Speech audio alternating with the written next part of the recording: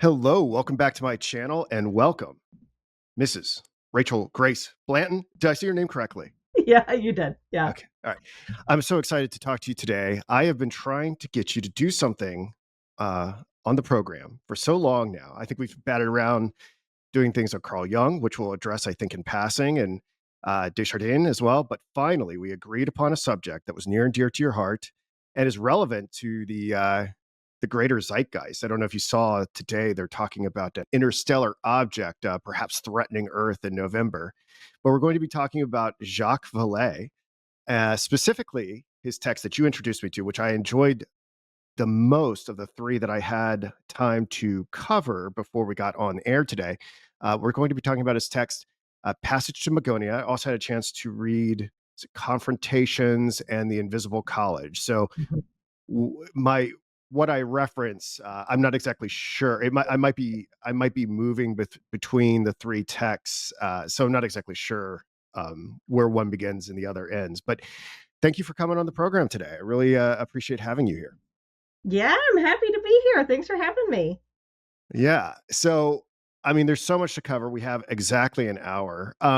Before we get into it, the real meat and potatoes of what he has to say. What excited you about Jacques Vallée? And then a sub question: have you ever had an encounter with a UFO? Well, okay. I absolutely love Jacques Vallée. I find him to be probably the most interesting researcher into UAP slash UFO phenomena. And I really think that he's the most interesting because he has really the most pioneering and unique perspective on it. So taking into account, social conditioning, the fact that it is a psychic phenomena, that it does have some level of individual feedback, but also looking at myth and folklore as well. He does this in a way that I've really not seen very many other people do, except for folks following in his footsteps. And so he is still alive. He's still on podcasts and doing interviews today, still writing. So his body of work is absolutely massive. And really, like how you talked about, all of his books are very similar, right? So there's just a common thread that stretches across, gosh, 60 years of his personal research. So and in addition to that, he's looked at thousands upon thousands of cases. He's interviewed thousands of contactees. There's just so much information there and so many different avenues that you can get into a Jacques Vallée that I find it just incredibly fascinating. So I love him. I also find that there's a lot of tie-ins to, like you mentioned, Carl Jung, Joseph Campbell, getting into theology as well. Though I wouldn't say that he's theological himself, but it's pretty vast network that comes from Jacques Vallée in my mind. And then as far as have I had a UFO experience?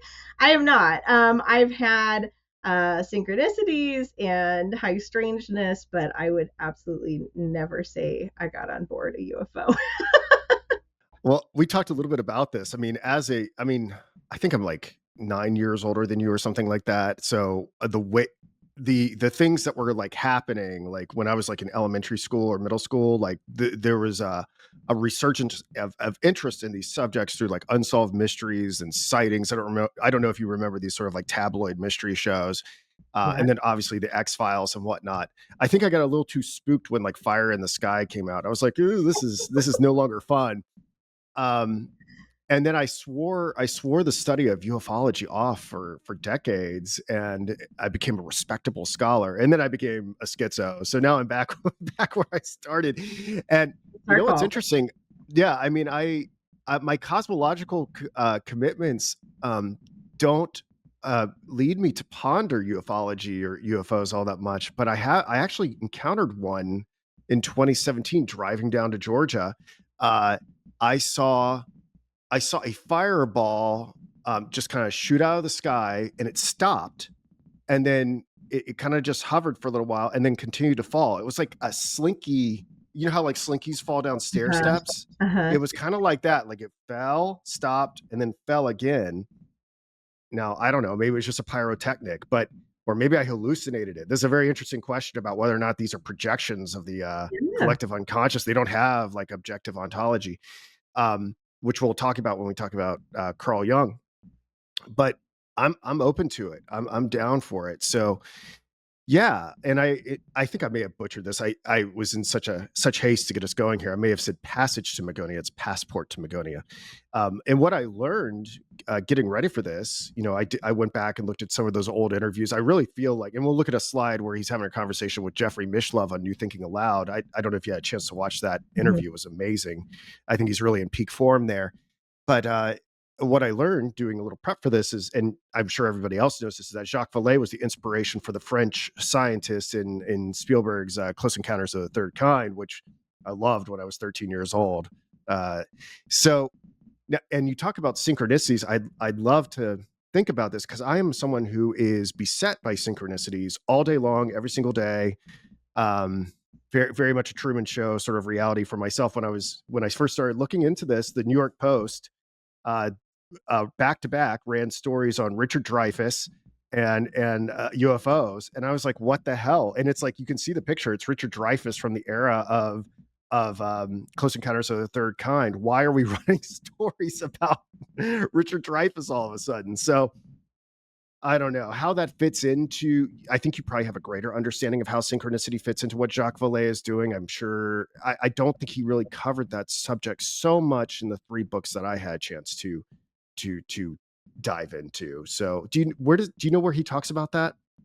Yeah, I think honestly, so Jacques Vallée is an astrophysicist, and I think he's extremely cautious. So I don't ever want to put words into his mouth. I think when we begin to look at synchronicities, the more metaphysical, the more phenomenological, then that's, he's. I'm not saying that he's looking for objective, like hard facts on it, but he's exploring the greater phenomena of it. But I think he has remained very cautious to veer too far into the highly subjective. So, however, when I think about it, the whole phenomena itself is extremely phenomenological, hence the name, Yeah, right? So, yeah. for me, there has been a large amount of synchronicities. I said that I've never had a contact experience, but last summer, I did see very similar to you. My husband was driving, and we both looked up in the sky and saw 9 silver balls in close formation, just passing across the sky. And we're like, what? And it was gone within 10-15 seconds. And it was one of those moments where it's like, I'm sure very similar to you. We didn't think to get a phone out. We didn't think to do anything. We just watched it, and because your brain is working to understand what it's looking at. I didn't even have time with the fireball. I was driving. I would have caused an accident. The thing is, I know I didn't hallucinate it because all the other cars around me on the highway like responded in a similar way. Yes. Everybody was spooked and just kept going. So at least I know that it wasn't a figment of my imagination because everybody slowed down on the highway, and I'm sure they just all kept going. And I doubt anybody really followed up on it. So Yeah, no, absolutely. There's countless mass sightings throughout history. Honestly, even going back to one of the things that I love that Jacques Vallée talks about quite a bit are the airship sightings yeah, around those the are world. amazing. Yes. Yeah. So yeah, I mean, I'll let you, I'm excited to talk about it. So we're probably going to be interrupting each other a lot, but like the idea that and I was familiar with this stuff. I mean, even before I got into Carl Jung's work, but Carl Jung takes very seriously the idea of these phenomena as they Mhm, appeared in the Middle Ages mhm, and in the Renaissance era, et cetera, which I think everybody kind of knows. You can find these in like old paintings and stuff like that.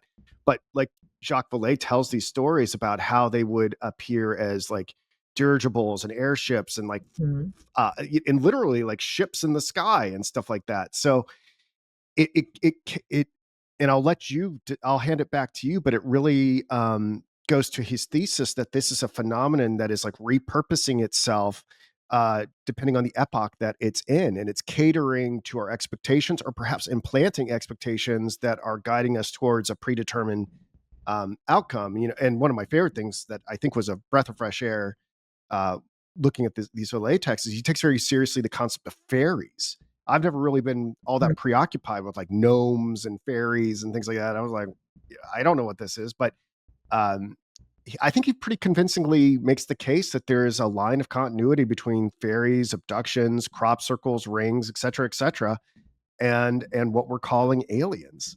So I hope I didn't steal too much thunder there, but I'm just excited about that was the thing I was most excited about Vallee's work, is establishing that the continuity of that pattern and its repurposing throughout time. Yes, absolutely. And I think that's where the mythological really comes into it, as far as being such a continuous thread through his work that is extremely interesting to me. Because it's not only the phenomena following the technology of each epoch, but it's also following the cultures. So when you begin to look at more modern sightings of phenomena, they tend to fall in unique cultural patterns. So we experience them one way in the United States, France experienced Yeah. them in another way, as far as, getting down and asking for a map and where they're located and saying that they're going to Spain, to being highly aggressive through South America. And there are contact experiences through Brazil specifically where people are shot at, people are injured. They've alleged that several people have died from being attacked. So they're very different cultural experiences of this phenomena as well. And that's just looking at, UAP, UFO stuff. It's not even beginning to look at the cultural experiences of, different creatures and cryptids and things like that. And there's one other author that I really love that I know you and I have talked about briefly, but that's John Keel. He did the Mothman Prophecies, which is his most well-known work, which is again another just prime example of high strangeness. But really, before he began working on Mothman Prophecies, he was also working on this sort of experience of this. It was almost a psychic feedback of these monsters, of these cryptids throughout the world, and how people were experiencing them in what instances, as far as it sounds really silly to say these things, just like going back to fairies. I wrote fairies off for so long, but looking at things like swamp apes, where are they being experienced? How are they interfacing with the person that's experiencing that? What is it like psychically? What are the implications of that? And then how does that enter into essentially like the mythological register of history as well? Yeah, I think I like this approach. I like Jung's approach because um and Vallée is very emphatic about, let's not jump to conclusions about the extraterrestrial hypothesis, right? Like we're just automatically going to go to aliens in outer space, et cetera, et cetera. Like he is interested in this control mechanism idea that perhaps it's something Mhm. coming from a higher dimension or the collective unconscious or something like that, interfacing with what we understand reality to be. What that possibly means, I really would like to pin him down to know exactly what that means. I feel like it's a little vague. I don't know if in his later work he's gotten more specific about that, and I've got a whole slide to that. We're kind of anticipating a lot of things that we would talk about. That's okay because the content's amazing. But um, yeah, I think it's a way to acknowledge the social phenomenon, the psychological phenomenon, without sort of positing this idea that we were talking to beings from Venus, and if we're going to be talking about it psychologically, like, is this really so different when we talk about the intrusion of an archetype into reality? Now, maybe that would be way too far for, like, I mean, you and I both have a very academic background, and like even that talking about that way would be like insane in terms of like regular academia. But perhaps this is a way to make it a little bit more respectable for people who, you know, are have who are a little bit self-conscious about talking about fringe subjects. Yeah, absolutely. I mean, I spent a long time um, staying away from psychic and UAP phenomena just because it felt, I don't know. We have a certain thing that comes to mind when we think of that, and a certain person that we think of who researched that specifically. However, I think Jacques Vallée for me opened the door to understanding that this is way broader than, like you said, a creature from Venus, basically. Yeah. Um, and I really appreciate that about him because it's allowed me to take, on my side, the academic side, it's all theology, but it's allowed me to make a bit of a bridge from the theological background into looking at Um, I I can't call it anything other than high strangeness, honestly. Yeah. Well, just so we progress the conversation a little bit, Jordan, if would you mind going to slide 2 for us? Excellent. Thank you so much. So I made reference to this slide earlier and this interview earlier.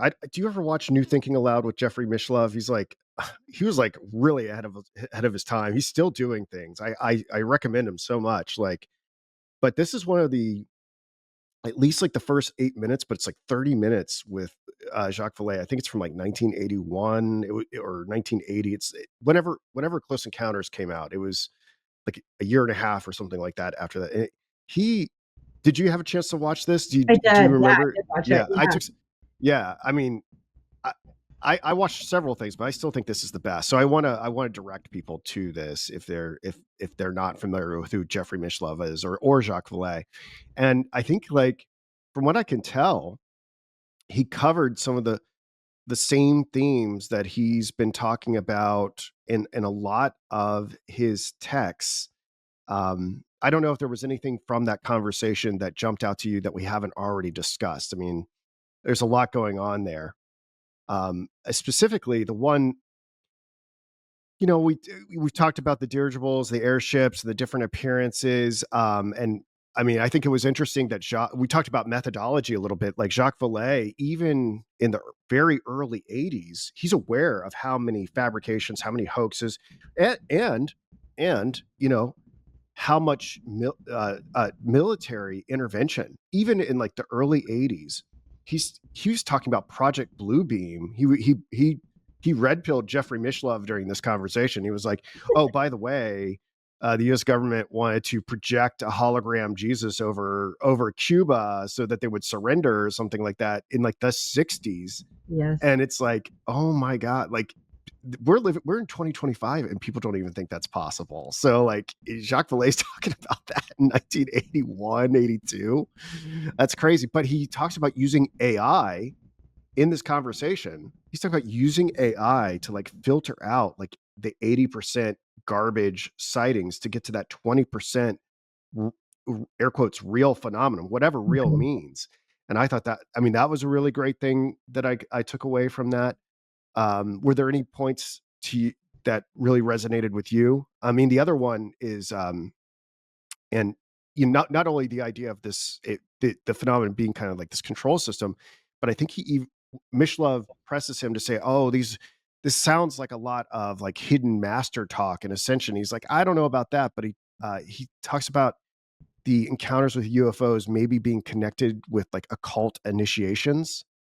And Mhm. I was like, okay, that's a big thing to throw out there. So I'm just going to give you that and let you respond to it. Yeah, no, I think this is great. And I think this interview, we've talked about it, but it really condenses um, his his line of thinking in a way that that will just for folks that haven't read any of his books will help them to really get the point. But as far as Bluebeam and things like that, I mean, we have evidence obviously of through Vietnam and in the Philippines, using recordings of screaming and wailing based on tribal beliefs to terrify people to make them come out of their houses because they believe it's dead relatives who haven't been buried, things like that. Like these were all military tactics. So we all know that psychic warfare is real and it Yeah. continues to advance astronomically with every passing year. And I think he was And, very well aware of that. and I would say I'm not being critical. I mean, it, it may be justifiable in some instances. I hate to say it's like if you can engage in psychological warfare in order to prevent the loss of life, I don't maybe I don't know if I was president and was given that call, like maybe I would use this too. Yeah, no, I think psychological warfare has always been part of war, depending on what technology is at hand at the time. I think it's common to want to take advantage of people's beliefs and also condition and convince them in order for them to act or behave in the way that you desire. So I think that's very true. I think we have lots of instances of that. And then I'll also say this too, thinking about how technology is mirrored, you know, modern UFOs really came onto the scene around World War II, outside of what the Yeah. Battle of LA. I think that was a little bit before. But really, it entered into the sort of cultural milieu or collective, whatever, around World War II. And then that's when sightings were very intense, not just in the Air Force and the military, but pretty much just broadly experienced. And I believe that they have been ramping up really ever since then. I mean, I think you would be hard pressed at this point to find a person that hasn't experienced, whether it's an outright UAP sighting or something very strange, something that they can't necessarily describe. You have the Oz factor, you have the numinous, things like this. I think that they're incredibly common experiences. And then when you think about it and how common it really is, most people feel a little embarrassed to say anything, but I believe it to be incredibly common, then enters into the idea of, well, this is malleable. It can be used to certain, groups or individuals' benefit as far as bending the cultural consciousness, bending, the collective unconscious, we could even argue. But moving culture in a way, through continued sightings, through this idea of disclosure, that they continue to say is going to happen, and maybe happens in degrees. I'm not really sure, but however, it does steer the conversation. And just like you said, I saw those articles come out just the other day too around a hostile force that they thought was an ice ball. Okay, what does that mean for me? Who cares? But it does raise a point of, why are these things, continuing to be brought out to the forefront? Why was we know X Files was super popular and we all loved it. It's an incredible show, but it's like, why? Why did it get to the point that it was that popular? Why do we all just continually gravitate around these ideas? And they're always, I feel, very, like you said, are somebody channeling someone from Venus? Okay, probably not. It's completely overlooking just our natural phenomena here on Earth, and the idea of, whether it's portals or dimensions, all of it being natural. I mean, on the religious side of things, we believe that the world is, I mean, extremely populated with invisible beings and entities and things. So if it's that commonplace and we've known it throughout all of religious history, why are we immediately gravitating towards the idea of something living on the moon? So I find all of that interesting. And I also like that you got this screen grab for consciousness altering technology, because all of this is, we're grouping all phenomena into one thing to look at it and begin to understand whether or not it's archetypal, mythological, things like that, how it's influencing society, how it's influencing culture, how it is mimicking technology throughout time. But really, how does the idea of aliens alter what we're thinking about them and the conversation that we're having, just on a broad scale about them? I mean, that is a huge topic. We could open it up. I mean, if we really wanted to, I mean, get pretty discursive. I mean, the thing is, like, I tend to be skeptical about like what's fed to us through pop culture. I mean, I'm old enough to have lived through a period where, um, if anyone was talking about aliens and UFOs and things like that, they were automatically written off as a crackpot.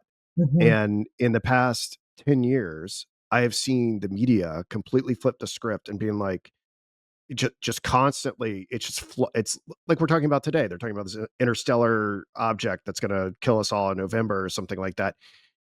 This has been very steady. They keep doing these leaks from the Pentagon, things like that, and and and everybody's pretty much like on the same page about this. I've seen like the NPCs just like switch gears on the acceptance of this narrative like that, and I I don't know. It's utterly beguiling. I guess for me, you said, oh, I don't care.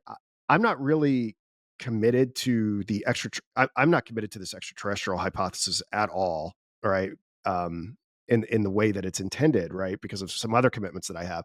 But uh like if I believed that there was something out there, this would be the only thing to obsess about. Like there is Mhm. nothing more I there's nothing more important. We shouldn't be talking about anything else. We shouldn't talk about Epstein. Maybe that's the point. We shouldn't be talking about politics. There should be nothing else that we're talking about except for this spaceship that's going to come and kill us all in November. It should be the only thing. We should all be focused on it. I don't know. I feel like I'm taking crazy pills. Like, you know? No, it is very interesting. And as you were saying that, it makes me think of Zechariah Sitchin, who wrote The 12th Planet and I can't remember what his 3-book series is called. He has been, kind of written off, but his whole theory, if you haven't heard of it, is around the Anunnaki and the 12th planet that occasionally every several thousand years swings into our solar system, and they get close enough that there can be an exchange of extraterrestrials and human beings, Right. and that for a long period they were in charge of the planet and creating human beings as a slave race. And I think it's very funny, and it has been debunked 1,000 times. It's fine. Debooked. Uh, but I mean, I can't help to We are think so permanently online, you and me. that the ice ball Death Yeah. Star is really just the 12th planet with the Anunnaki coming back. Right. I mean, it seems plausible on some level. There might be some elements of truth there. I mean, whether you call them Anunnaki or you call them, Nephilim or something like that, or the fallen angels. But that's an interesting point about what Jacques Vallée is talking about, especially in Passport to Magonia. He contemplates how angelic encounters, and I've got a Mhm. little bit about this elsewhere. I mean, we're just bouncing around here, but he talks about the contact that Joseph Smith had with the angel Moroni, the Enochian angels that John Dee and Edward Kelly had contact with, that these are all part and parcel of the same phenomenon potentially. Yes. That we call, folk people are having interactions with the fairies, other people are having these abductions with aliens, and these religious leaders and these occult figures are having encounters with some type of angel that falls into the same category. So we're just really changing the name, and perhaps their appearance is changing to meet our cultural expectations. But it's really the same thing. Yeah, I mean, I think that, when we look at the mythological, so a couple of things, there's another whole school of thought that's kind of similar to Sitchin, around there being for a period of time a second sun, let's say, Right. that entered into the historical record, and there was a cataclysmic event where potentially, ancient societies that were very far advanced were Yeah. lost due to that cataclysm. And then Like obviously we can, Atlantis, right? Like this yes, is like yeah. Atlantis, but they try to prove that it's in the historical record. However, it's one of those things that, let's call it like a Campbell monomyth, right? Of, many, many cultures have that story. Many, many cultures have a story of a universal flood. It's insanely common for cultures to also have a myth of, or a level of folklore around, little people, of fairies, of some entity that is either to harm them, to aid them. And then you have, in addition to that, the trickster archetype, which is very common universally, as that's somebody that sort of, I mean, Loki. Can you talk more about that? Because I think you were sharing a book with me about this phenomenon connected to the trickster archetype, and I didn't have a chance to review it too deeply. Would you mind speaking on that? Yeah, sure. So he's really building off of myth and folklore, and I hate to say I haven't finished it. I believe his name is George Hansen, but I've not read anything else by him. But this book is amazing, and he's really setting up the structure for explaining, parapsychology, phenomena, things like that through a trickster archetype. And I think this is really important to look at. And I think Vallée gets into this as well, because what we find over and over again with these contact experiences is they might tell a bit of truth. They have to tell a bit of truth to stay relevant. However, that bit of truth is buried in nonsense, lies, and deceit. And this is going back to, looking at occult initiations and things like that. You have these groupings around individuals that have channeled these, illustrious messages, even leading back to Madame Blavatsky, Mm, things like that, even looking at Mormonism, around this specific person that had a supernatural experience that has then become in contact with some non-human entity that has led them down a path that has drastically changed their life. And so, when you look at theosophy, something like that, okay, there's some interesting bits and pieces. A lot of it is recycled Eastern philosophy. A lot of it gets into these very strange race things. And so it's like, where are the bits and pieces in this kind of almost harmful nonsense?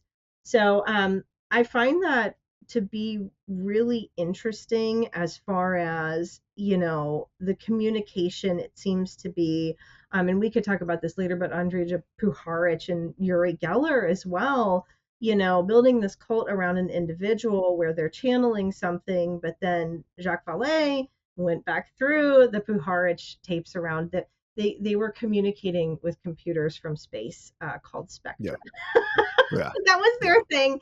Um, and the mathematical equations that they were using were nonsense. They were using light years in a confusing way that wasn't true. And then the channeled messages were also sort of mirroring this, expressions from the contactee. So there there's there's a lot of interest there for me around this level of deceptiveness that comes back to, forgive me, let me rein it in, to the trickster archetype, which really, the trickster archetype for George Hansen focuses on liminal spaces, liminality, anti-structure theory, um, taking two, extremes and not synthesizing them, but essentially holding them in tension at the same time. So you'll see trickster archetypes from all over the world, that are combining male and female, sacred and profane, food and excrement, uh, pure and filthy, things like that, that are expressed across cultures all over the world. that's awesome. Um, I have a little bit of a personal question as we talk about this subject because it's something that's been going through my mind on a different front. I've been doing a lot of comparative mythology, comparative religion through my study of the Golden Bough, and I've been having these great downloads trying to make progress on a particular research problem that I've had. Um, but what I'm experiencing in that process as I learn more about religious syncretism and trying to understand, like, say, how the Greek pantheon, the Roman pantheon, the Mithraism, is whatever, fed into our conceptions of Jehovah and Jesus, et cetera, et cetera.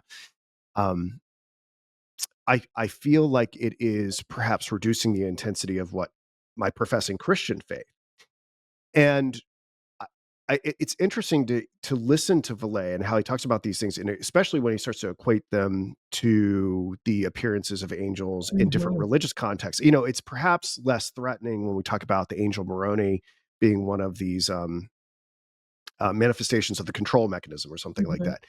And as someone who's read Vallée deeply and you're fascinated by this subject, you know, this can easily be redirected towards Christianity and being like, Mm-hmm. look, whatever appeared to Ezekiel and or any of these other instances of angelic encounters throughout the Bible, like it's no different from when I saw that fireball slinky step on my way down to Georgia. How do how do you read this stuff deeply and say, okay, it it may be it may be at work in all these different other religious systems and culture, but not my own, or maybe it is and it's universal. I'm just curious how you're making sense of it because it's something that I'm struggling with. Not in a sense that like I'm losing my religion or anything like that, but I'm always evaluating and reflecting upon the things that I'm studying. Yeah, no, I think that's a great point, and I think Jacques Vallée brings up several instances of the miraculous, specifically honored by the Catholic Church. So, Oh yeah, Guadalupe, like the Fatima stuff. Yeah. uh-huh, and Our Lady of Fatima. So Guadalupe and Fatima are two, I think, perfect examples that he has studied. And he has another one that's really interesting too, that's in Passport, um, around, and I'll highlight this one here, and then I'll talk about the other two. But some some church in Great Britain, right? And I think it was the 1700s, where they have a great historical record of this happening, which is rare, um, where individuals in this town saw some very large projection that they understood to be Mary. And I can't remember who the other two are, but we'll focus on Mary, right? That was a projection. And reading it back now with the technology that we have, it appeared to Jacques Vallée as the appearance of a hologram. Mm, However, the interesting thing with that was, after this sighting happened and this hologram remained for several hours, let's say, miracles were happening in the place of this sighting. And same thing with Guadalupe and Our Lady of Fatima as well, is miracles are accredited to that. And so I think that it's very interesting when we're looking at the supernatural to see where the religious sort of overtones are with that.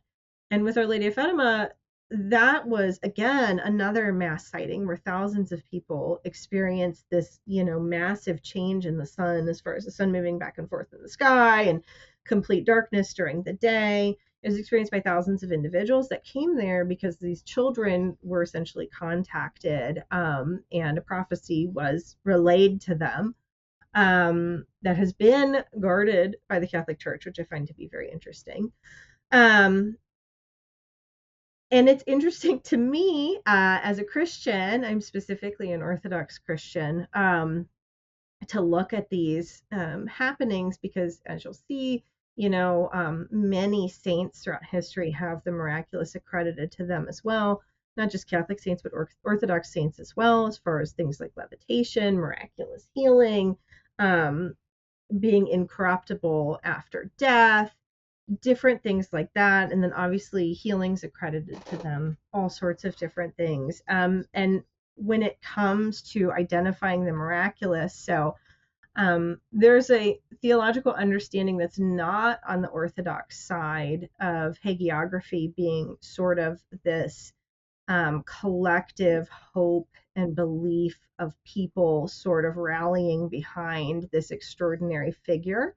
And so that maybe some of the things accredited to them uh, might not have truly happened, like looking at Catherine of Siena, some of the medieval female saints that have really extreme things credited to them, that when you look at them, especially looking at them through an Orthodox lens, appear to be, um, possibly not through God, which then opens the question through what entities. And going back to that idea of the spiritual world being just heavily populated, you have an extreme spectrum of, hierarchies of the angelic, and then hierarchies of the demonic, and then, lowly evolved spiritual entities, things like that. It gets back to this idea of deception because, we'll just use Madame Blavatsky as an example. She was contacting the ascended masters. When you're channeling, you truly don't know who you're communicating with. They could be saying anything. So how are you the to know? impersonation is rampant. Yes. Yeah. Yes, exactly. And so I think that leads into the deception and this idea of deceit, of trickery, things like that. Spiritual entities, I do believe, can mimic what could be considered the miraculous. And it seems to be, looking at events throughout history, that it can be very challenging to discern whether or not something truly was a miraculous event. Well, or just to it, see. all right. If I can interrupt you for a second. Yeah. So, I mean, this gets into the effects that the encounters have that Vallée talks about, and I think you've accurately diagrammed this. That it's not just and everyone who's having these sorts of encounters experience. So there were all these instances of individuals who had terrible health conditions that were like miraculously cured within hours or days of contact or whatever. But similarly, there are other things that other encounters that look like these terrifying abductions that I mentioned may have Hmm. occurred in Fire in the Sky, et cetera, et cetera. So it's not uniform what's happening to individuals as they encounter these things. Theologically, I think it's interesting to consider and to think about where this phenomenon is directing us. Would it be possible, from your perspective, that's let's just say that um, like would it be possible for the demonic to do something miraculous and able in order to shape us towards an outcome that is desirable for those dark forces? Yeah, I mean, I of I course mean, it's a little off topic. I know I didn't really, no, no, I but love I got you here. yeah, I love these questions. I do think that, and there's again, this enters more into the usually individuals, if they're not already religious, are just going to discount this conversation and be like, this is absolutely stupid. Mhm. Um, which fair, I understand. Yeah, I Um, get it. I get it. there is a body of thought around um whatever this phenomena is urging and ushering in a new religion, and that moves us farther away from Christ, let's say, and towards sort of this, I mean, you can look at it how you want. Lots of people have different thoughts on it, but a world religion, a singular religion, a religion centered on the Antichrist. And when I say the Antichrist, I don't mean, specifically thinking about what comes to mind when we talk about the Antichrist, but what is the opposite of that? What is leading away from Christ more than anything? And so I think that, when you think about the demonic, there's plenty of Orthodox teachings that say demons fast too. You have to stay ahead of Mm. them. So I think that they are capable of manipulating reality, creating things out of nothing to an extent, as far as, tricks of the mind. I think one thing to really look into that you see over and over again with sightings, with contact, is poltergeist activity. And so again, sounds really silly, but when people have these experiences, they're noticing knocking on their windows. It sounds like somebody's walking through their house. Things go missing. And that's not even touching on, like you said, the physical experiences. So a lot of people feel very sick. They can sleep for several days. They lose hours worth of time. Some of it goes on to create, in some instances, cancer, leukemia, tumors, things like that, because of what they believe to be high radiation levels.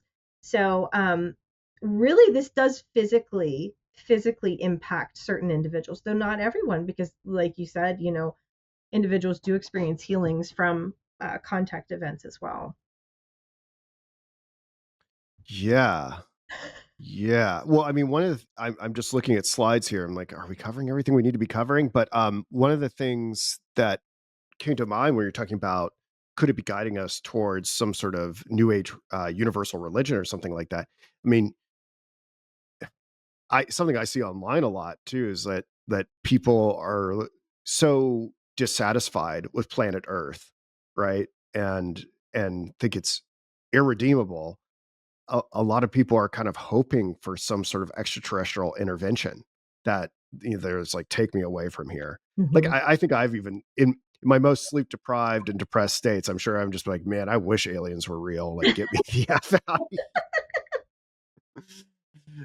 But I'm happier now. I'm happier now. I'm Yeah, I mean, I see it too. I think it's absolutely part of the cultural milieu that we're in right now, is this idea of it's a Gnostic experience. Earth sucks. What else is there? I have to be missing something. There has to be some great secret, behind the curtain that I'm not aware of. Um, And I think that that's very interesting how Gnostic our society is.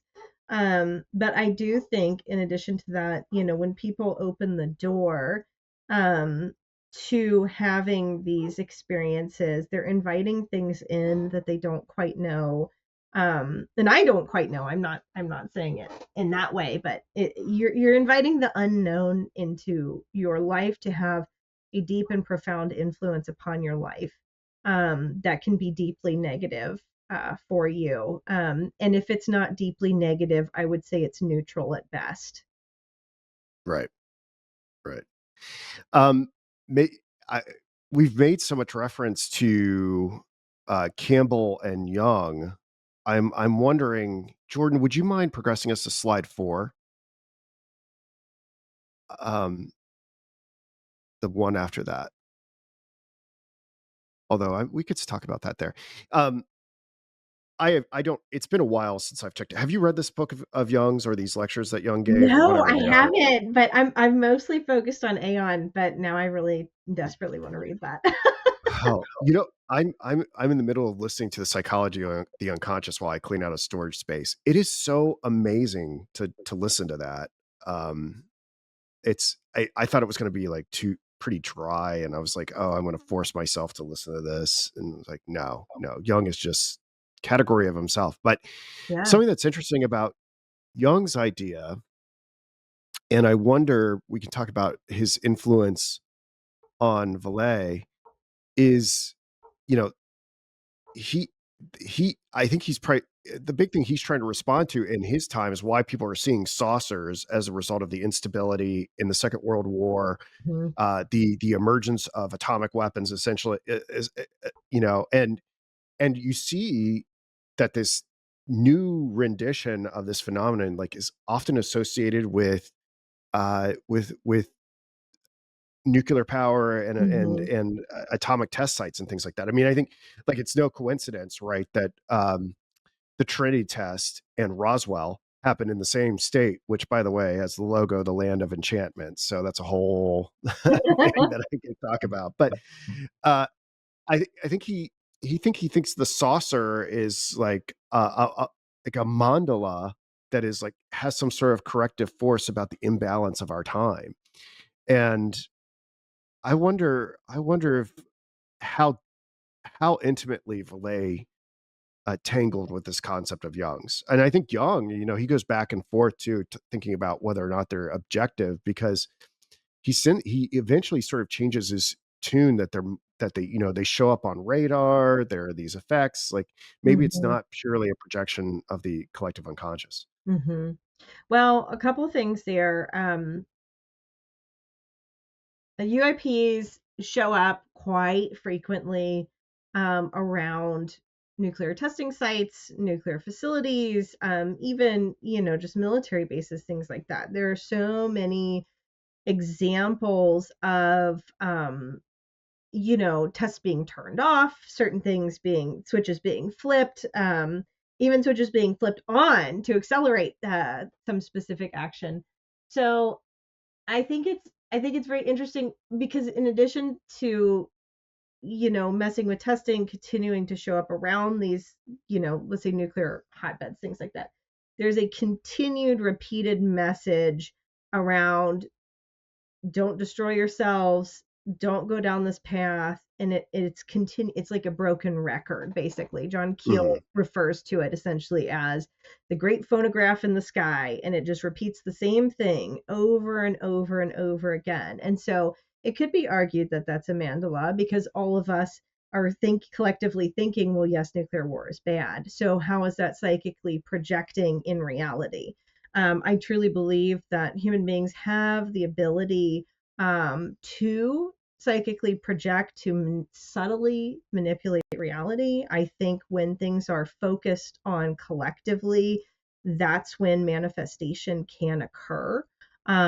I feel like this phenomena is very reactive to human beings because, there's a lot of people you can find on YouTube, which again, how much credence is there to this? But there's a specific Oh, method. that's so meta, Rachel. I think We're on YouTube.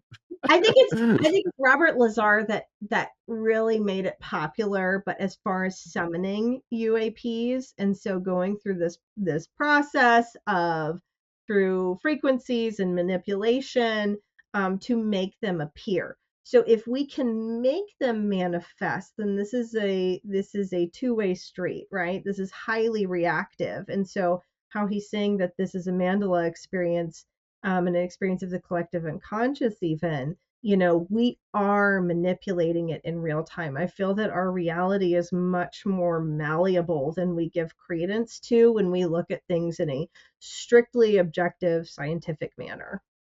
I'm curious because I picked up on that line of thought from you when I was going through your YouTube channel. There was a day where I was just like watching multiple videos. You do have a YouTube channel if you want to plug that. Was Exploring the Theological Fringe or something like that? It's absolutely amazing. It's a hidden gem Thank on you. YouTube. Um, where you talk. I mean, I think you're doing a lot of your MA thesis work on there, sharing it and whatnot. But Yes. I do remember that you were talking about manifestation at some point, and I was like, "Wait a second, how's this gonna go over with the theological normie?" I'm just curious how you arrived. If you could just for 2 minutes could tell us like how you arrived at that position. Not so much that I want to refute you or repudiate you. I mean, it's something that I believe in as well because I started this whole thing off talking about a Richard Dreyfuss synchronicity. Like, did I generate that into reality? Like, I'm it seems like I did, and I cannot deny this anymore, and I'm really searching for an explanation, so I wanna go deeper into it. Could you share your thoughts on that real quick? Yeah, sure. So, though it's not an orthodox school of theology, there's an idea of process theology, and it is basically that God is creating the universe moment to moment to moment. And so nothing is truly fully planned in the future. We all have free will. We're all co creating alongside God. So while God is omnipotent and omniscient, the fullness of history has not been established through process theology because time, space, the universe is malleable because God is working on it and humans have free will. And so essentially we're partners in co-creation. And, thinking about it from the Orthodox side of things, Adam and Eve were given, dominion over animals, over this space. And we are allowed to create, with our means and bounds. However, we know just in reality that there are observable possibilities that we have as human beings, but we have barely touched the surface of this sort of subtle body, this subtle manipulation. We have no idea. We can do these ESP tests and understand that, I was reading one the other day that was, on these ESP tests, individuals have more ability to manipulate the flame of a candle with their mind than they do with a light bulb. Because the candle is, essentially a moving thing where the light bulb is this immovable object that is connected to a steady current of electricity. And so I think that that's very interesting, and it shows that we do have potentially this locked up ability to manipulate more than we really think we can. So, all And that when you being say said, oh, go ahead, go ahead. I'm sorry, and when you No, say process theology, are you talking about Whitehead or are you yes, talking about talking about somebody Whitehead. else? Yes, no, Like, Whitehead, just and his school of thought has continued on. Yeah. who are some other people that you draw from? Yeah, so my favorite in that is her name is Catherine Keller, and I think that she does a great job. A lot of her work has been sort of looking at ecological collapse, the end of the world, things like that I find are very, very interesting. So I'll send you a couple of her books. But Cool. she's current. I like her. Yeah. I love that. I love that. I love that you're like, yeah, I mean, that's it. So if anybody's interested, I mean, she really does explore the fringe and the theological, like a very aptly titled YouTube channel. Thanks. I Um, haven't made a video in 2 years, but you there's a lot of content to go through. I didn't get through it all. There's a lot. Maybe I'll try to trick you into doing some Desjardins one day. So we'll see. We'll see. Um, let's see. I mean, we've perhaps Jordan, if we could go to, I've mentioned the ferries. I mentioned a lot of this. Why don't let's go to Joseph Campbell, which is slide 5, and we've got 5 minutes left, so we don't want to. I don't want to take up too much of your time, Rachel. The Perhaps we can, as we've talked about the influence of Jung on Vallée, let's talk a little bit about how Campbell influenced Vallée. I was trying to think about this a little bit this morning. I mean, the thing that stuck out to me the most was perhaps the methodology. Like, Hmm. I see it in Fraser, I see it in Campbell, just the endless documentation. Hmm. And that may not Hmm. be as sexy as some of these other topics that we've talked about, but I see that through line between Fraser to Campbell to Vallée, and I guess to Young to a certain extent. But that was the thing that really impressed me about the connection between Campbell and Vallée. But could you add anything to that? Yeah, I think just the work of doing the comparative mythology. Yes.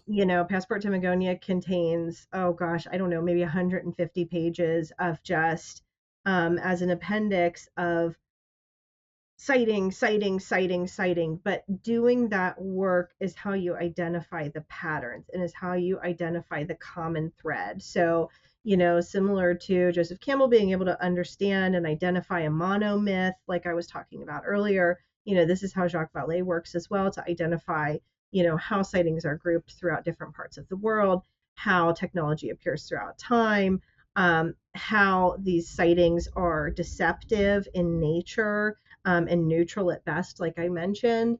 Um, he is able to identify these patterns by looking at thousands and thousands and thousands of sightings. But at the end of the day, no matter how well documented, a police report might be, anything like that, at the end of the day, it is entering into the mythological because it was experienced by, one individual, a group of individuals at a specific point in time. Documentation is shaky at best. So it enters into sort of this collective stream that becomes the mythological from my perspective and how I think about it, which allows it to be a more malleable and timeless sort of experience that individuals are happening that also just continues to mimic human beings throughout time. It's very interesting. It really is. And perhaps in closing, and I didn't prepare this, so I hope I'm not catching you off guard. But my encounter with Vallée is I'm reading his thoughts from the 70s, the 80s, and perhaps the early 90s. Where where is Vallée today? Like, what is his posture? Where is he hedging his bets, or is he still? And this is okay. Is he still sort of repeating what he came up with 25, 30, 35 years ago? Yeah, so a couple things. There's a really good recent book that was not written by Vallée, but it was written by Diane Pasulka called American Cosmic, that is sort Yes. of a later, more recent story of Jacques Vallée. But Jacques Vallée is still doing interviews. I think he's in his 80s at this point. I believe him to be a national treasure. But his greatest critique that he encounters is that his message has remained pretty much the same. So some individuals Interesting. critique him as being part of disclosure, of being, that he was pushed out to sort of continue this very specific, these specific talking points. However, I find that to be very I don't know, I almost want to say inspiring to me that, he's not greatly changed the trajectory of his research. He's not changed it. He's continuing to explore new dimensions of it. New researchers are picking up where he left off. Um, but this has been his life's work, and it has remained very constant throughout the 60 years or so of his life, which is impressive to me. Right. I mean, and there's honesty and integrity in that, which should be lauded. It's just like I'm salivating. Like I want to know the answer. Like you've got 40 years on me. Can you solve this for me, dude? He can't. No, I'm gonna have to do the work myself. No. I don't want thinking is hard. It's true, but Funny. I do love that people are picking up his torch and carrying it on. I don't want to plug this, but he did a gosh, who was it? He did a big interview with Joe Rogan recently that I think that Joe Rogan didn't ask him the best questions, honestly. I think he didn't allow him the full Jacques Vallée abilities, but he was on another podcast recently too, doing a long form interview. I'll get that to you because that one was a lot better than the Rogan one. Cool. All right. Well, we are hitting our time marker. And I just want to say, Rachel, thank you so much for coming on today. I've wanted to do this for years now, and I feel very satisfied with what we accomplished here today. This was a energizing and just a wonderful time. I really appreciate you. Yeah, thank you. It was fun. We'll have to do part two and get more into some of these things. Thanks I so love it. much. I love it. Thank you.